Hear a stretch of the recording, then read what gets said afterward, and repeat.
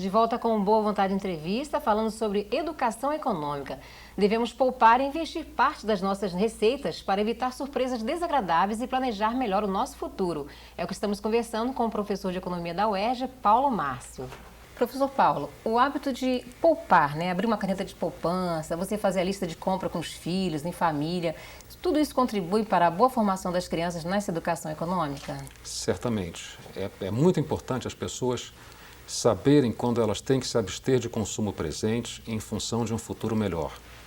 Eu diria que existe uma regrinha, uma brincadeira, a brincadeira dos R's, que não poderia ser esquecida quando se tem essa preocupação, quando se tem esse cuidado. Que R's são esses? O R de reduzir. Muitas vezes é importante reduzir o consumo para que a renda tenha um excedente que possa ser poupado. O R de reutilizar. Muitas vezes descartamos coisas antes da sua real necessidade. O R de reciclar. Muitas vezes poderíamos ter reciclado o uso de alguns bens e, ao invés disso, nós os descartamos. E há outros R's. O R, por exemplo, de repensar os nossos hábitos de consumo. O R de refinar, quer dizer, fazer de uma maneira diferente. Há outros R's, a gente pode fazer uma listinha aqui, uma sequência de R's. O R de resistir ao apelo de mais um, resistir ao apelo da grife, quando se pode ter o consumo feito por alguma coisa menos dispendiosa com a mesma qualidade. O R de raspar o tacho. O R de utilizar as coisas até o final, muito diferente do que nós fazemos, por exemplo, com os eletroeletrônicos. Enfim, há uma sequência de Rzinhos que poderiam nos ajudar muito nesse processo de uma reeducação econômica. Até reaproveitar alimentos na própria cozinha. Isso é muito importante também. Uma observação importante em relação a isso. A gente não propõe, na verdade, uma educação ascética para as pessoas. A ideia não é discriminar as pessoas no sentido delas terem as suas possibilidades de consumo. Propostas de padrões de consumo ascéticos normalmente não são bem-sucedidos. O consumo tem um significado mais na nossa sociedade, além da pura satisfação das necessidades materiais. O consumo tem um significado de inclusão, de pertencer.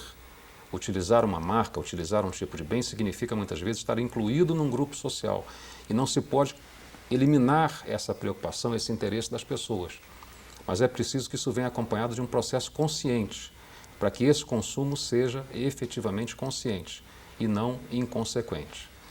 Até porque muitos pais de hoje foram criados numa sociedade em que havia inflação. E hoje a gente vê que as gerações futuras não têm tanta preocupação em planejar o futuro, mas é importante já desde cedo destacar isso nos filhos, né? Certamente. Na verdade, a geração que é jovem há mais tempo, a geração mais antiga, ela tem uma necessidade de se reeducar nesse processo. Com a inflação alta, qual era o hábito dessa geração?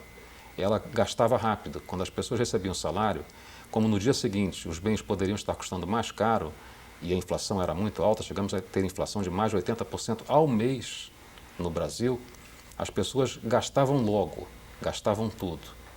A geração atual, com a estabilização da economia, com uma inflação mais civilizada como nós temos hoje, essa geração ela é mais propensa, ela é mais permeável a práticas de educação econômica, de educação financeira, de repensar os seus padrões de consumo e financiamento. Então, nós temos aí uma grande oportunidade com a estabilização da economia para que essa geração presente, e esperamos que as gerações futuras também, tenham o seu processo de reeducação econômica mais acentuado. Professor, o que o senhor acha na chamada mesada dos filhos, né? Porque as famílias mais abastadas dão dinheiro aos filhos, suprem suas necessidades até além do que é permitido. Isso é prejudicial ou ajuda na Nós formação? conversamos no primeiro bloco sobre alguns passos que você pode pensar em termos dessa educação econômica.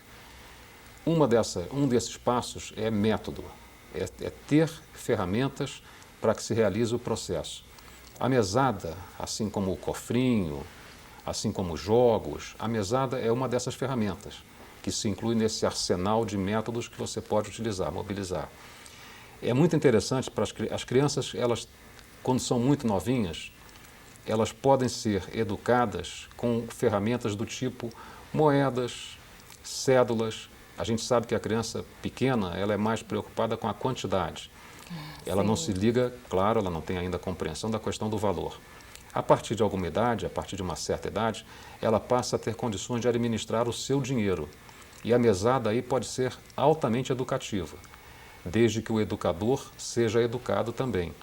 Resista, por exemplo, aos apelos da criança para complementar a mesada. É importante a criança ter a sua mesada para saber administrar seus recursos, mas que seja só aquilo, disciplinadamente, com prazos certos, para que ela saiba quando recebe, quanto recebe e como despender. É um processo de aprendizado importante. É um aprendizado constante, né? Permanente. E a gente vê que a relação entre o dinheiro e o ser humano ainda precisa ser muito melhor explorada, né? Porque tem que ter mais responsabilidade, disciplina. Então, construir, por exemplo, riquezas, planejar para o futuro, é uma meta realmente que tem que ser alcançada por todos, né? Por isso é importante você estabelecer objetivos. É muito importante, porque senão a pessoa perde a noção do porquê economizar, porquê poupar. Se você não tem objetivos, se você não tem clareza do que você pretende com esse procedimento, ele se torna inócuo, ele se torna fraco, ele perde a sua razão de ser. Então é importante ter objetivos bem definidos. Como eu disse, além dos objetivos pessoais, que são possivelmente mais fáceis de serem percebidos, é importante ter objetivos coletivos em relação à família, em relação ao grupo de amigos, em relação à comunidade a que pertence, à escola, o clube, etc. E em relação à sociedade num sentido mais amplo, que é a preocupação com a sustentabilidade. E o fator da paciência também é importante nesses casos, né? Porque você, para gerar riqueza, você tem que ter uma paciência, né? De planejar suas metas a longo prazo, a médio prazo, para construir um futuro melhor. É saber esperar e colher. A gente pode escolher o que planta, a gente não pode escolher o que colhe. Colhe-se o que foi plantado, não há alternativa. Então é muito importante trabalhar esse processo como semeadura, de longo prazo. Esse é certamente um processo de longo prazo. Quanto às estruturas familiares de hoje em dia, né? Tem a biparental, a recomposta. Essas famílias, elas estão sabendo compartilhar com os filhos as responsabilidades, dividir as despesas, chamá-los mais atenção para esse fato? Esse é um processo que se tornou mais complexo com essa transformação que a sociedade vem passando. Então é muito importante, volto à questão de educar os educadores. É muito importante que as pessoas tenham um grau mínimo de conversa, de entendimento, de intercâmbio, para que elas possam compartilhar esses valores com os filhos. Nesses casos, o diálogo, a negociação com os filhos é fator preponderante ou você tem que ter uma atitude mais austera, por exemplo, não cedendo à vontade do filho? A austeridade não é incompatível com essa democracia, né? É importante que as pessoas participem, expressem os seus desejos, construam caminhos para atingi-los, de uma maneira dialogada, mas com referências nítidas.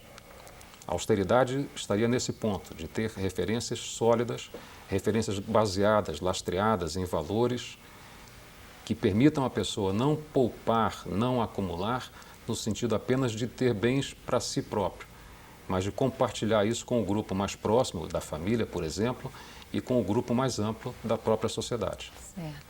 A gente observa também, professor, que essas rápidas mudanças tecnológicas do século XXI, elas estão influenciando também na educação das famílias. As famílias estão mais apressadas em quererem conquistar seus objetivos, sem planejamentos. Como é que está? Sem muita crítica, né? Nós, certamente, ao longo do tempo, perdemos o senso crítico. O senso crítico requer algum período para digestão, para ser metabolizado, para ser entendido, para ser percebido. E nós entramos, de uns anos para cá, numa corrente de consumo muito acentuada, muito acelerada, muito rápida, que muitas vezes dificulta essa absorção, dificulta essa metabolização e a formulação do senso crítico. Senso crítico que pode ser desenvolvido com o diálogo, com a interação, com o grupo, com a sociedade, com a comunidade, com o círculo de amigos, com os familiares, etc. É um conjunto de valores, né, que precisam ser Grande. despertados. Quer dizer, a humanidade anda mais rápida, mais apressada, né? E com isso consome mais. Né? E pensa menos. E pensa menos. E porque pensa menos, consome mais. É uma reação em cadeia, professor. Nós temos hoje, quer dizer, junto com a fome, uma preocupação muito grande com a superalimentação. Então, vivemos um mundo com extremos bem acentuados. Você tanto tem a questão da fome, populações inteiras vivendo a tragédia da fome, e populações contingentes muito grandes vivendo a tragédia da obesidade, Sim. a epidemia da obesidade. pelos danos que isso pode provocar à saúde e que a gente acaba convivendo com os dois extremos. Certo. Então, para encerrar o nosso bate-papo, que está muito bom, né? Eu queria que você deixasse, então, assim, sugestões, né, ações para que os pais pensem mais sobre esse assunto, reflitam mais sobre essa importância de ter essa educação econômica em casa, para que tenham também um futuro melhor, né, junto com seus filhos, com seus descendentes. Eu diria que é muito importante se pensar nos filhos nesse caminho, no sentido de que eles construam a sua vida, o seu futuro, de uma maneira solidária, não pensando apenas em si, mas vivendo solidariamente. E aí é importante a gente pensar naqueles R's que nos referimos antes. Sim. Reduzir o consumo, reciclar, reutilizar, repensar, enfim, ter uma visão crítica em relação às coisas que são consumidas, resistindo aos novos apelos da publicidade, muitas vezes inconsequente, reutilizando bens que já tínhamos em mãos, enfim, repensar rigidamente o tempo todo para se criar um senso crítico em relação ao que se consome. Ok. Muito obrigada pela participação, muito obrigada pela entrevista e parabéns pelo trabalho que o senhor realiza. Eu que agradeço e estou à disposição. Educação é o pilar de uma sociedade e educando melhor nossos jovens e crianças hoje para um consumo consciente, teremos uma sociedade mais equânime no futuro, cidadãos mais solidários. E como afirma o escritor Paiva Neto, os desafios da existência nos impulsionam ao sucesso, mas é necessário também que tenhamos generosidade para não cair nas garras do egoísmo desagregador. Este pensamento você encontra no livro Reflexões da Alma, do escritor Paiva Neto, e pode ser adquirido pelo Clube Cultura de Paz, 0300 10 07 940. Boa Vontade Entrevista vai chegando ao seu final, mas você permanece na audiência da Boa Vontade TV, a TV que faz bem a você.